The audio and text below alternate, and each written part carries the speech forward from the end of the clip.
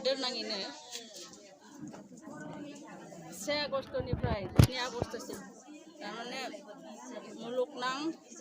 ब्रेस्टफिडिं उइक खुंदों बेबायदिनो जोंबो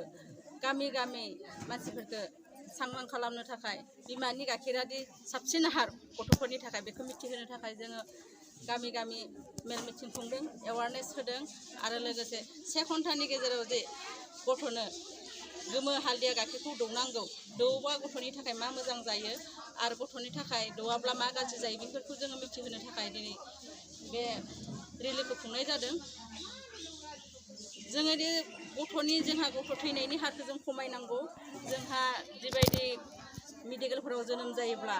गथ'आ 1 घन्टानि गेजेराव बिमानि गोमो गाइखेरखौ मोनजादोंना मोनजायाखै गामिनि मानसिफोरखौ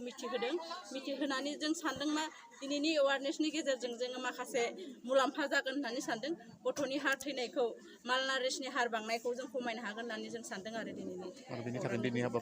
बिनि थाखायनो जों दिनैनि हाबाफारिखौ लादों आरो सोरनि बानजायनायाव जादों बे ससियेल वेलफेयार डिपार्टमेन्टनि आन्डारावनो जादों बियो जों दा नै भेरगाव आइसिडिएसनि जोहै खुंनाय जादों आरो बेखौ পুরা বিশ্ব স্তনপান সপ্তাহ পালন কৰি আছোঁ প্ৰতি বছৰে পাতা হয় আমি প্ৰতি বছৰে এনেদৰে পাতোঁ তাৰপিছত আমি যে শিশুসকলক জন্মৰ লগে লগে 1 ঘণ্টাৰ ভিতৰত মাতৃ দুগ্ধপান কৰাব লাগে তাৰপিছত 6 মাহলৈ কেৱল মাকৰ গাখীৰ আনকি পানীও দিব নালাগে এইখিনি তাৰপিছত 2 বছৰলৈ শিশুৰ 2 বছৰলৈকে উপৰীয়া আহাৰৰ লগে লগে মাকৰ গাখীৰ কণ্টিনিউ খুৱাই যাব লাগে এইখিনি মানুহৰ মাজত সজাগতা আনিবৰ বাবে আমি পুৰা 1 তাৰিখৰ পৰা বিশ্ব স্তনপান সপ্তাহ পালন কৰি আহিছোঁ আৰু আজি আমি আমাৰ ইয়াতে বজাৰ আছে সাপ্তাহিক বজাৰ তাতে সজাগতা হিচাপে আমি এটা এৱাৰনেছ হিচাপে শোভাযাত্ৰা আমি ওলোৱা হয় এনেদৰে মানুহৰ মাজত সজাগতা আনিবলৈ আমি চেষ্টা কৰিছোঁ গাঁৱে গাঁৱে মিটিঙো পাতি ফুৰিছোঁ আমি যোৱা 1 সপ্তাহ ধৰি আমি সজাগতা হিচাপে মিটিংবিলাক পাতি ফুৰিছোঁ बाइक अनसायगिरिफोरनि थाखाय मोनसे गोजोनथाव खौरां दावहारु अट' एजेन्सि बाजाज श'रुमा दासान्दि होगासिनो दं स्पेसियेल धामाका अफार क'क्राझार सहरनि जे0 आव थानाय दावहारु अट' एजेन्सि बाजाज श'रुमा नोंथांमोननो होगासिनो दं स्पेसियेल धामाका अफार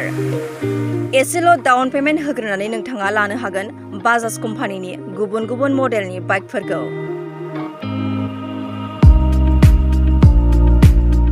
13,000निफ्राय जागायनानै 20,000सिमल' डाउन पेमेन्ट होग्रोनानै लानो हागोन बाजाज पालसार प्लेटिना सिटी 100 आरो बाजाजनि गुबुन गुबुन मडेलनि बाइकफोरखौ बाइकजों लोगोसे मोनफागोन गंसे फ्री हेलमेट बायगिरिफ्रा बाजाज फाइनान्स लिमिटेड नङाब्ला एक्सिस बेंकनि गेजेरजों गोरलै राहाजों फाइनान्सआव बाइकखौ लानो हागोन अब्ला मानोथो गोबाव खालामदों बे मोजां खाबुनि समावनो नोंथाङाबो लादो इन्डियानि नम्बर 1 कम्पानि बाजाज बाइक फाइनान्सआव बाइकखौ लानो थाखाय नोंथांनो गोबां फोरमान बिलाइफोरनि गोनांथि गैया आबुङै मिथिनो थाखाय नोंथाङा 03661 270 एबा 9957644326 मबाइल नाम्बाराव फोनांजाब खालामनो हागोन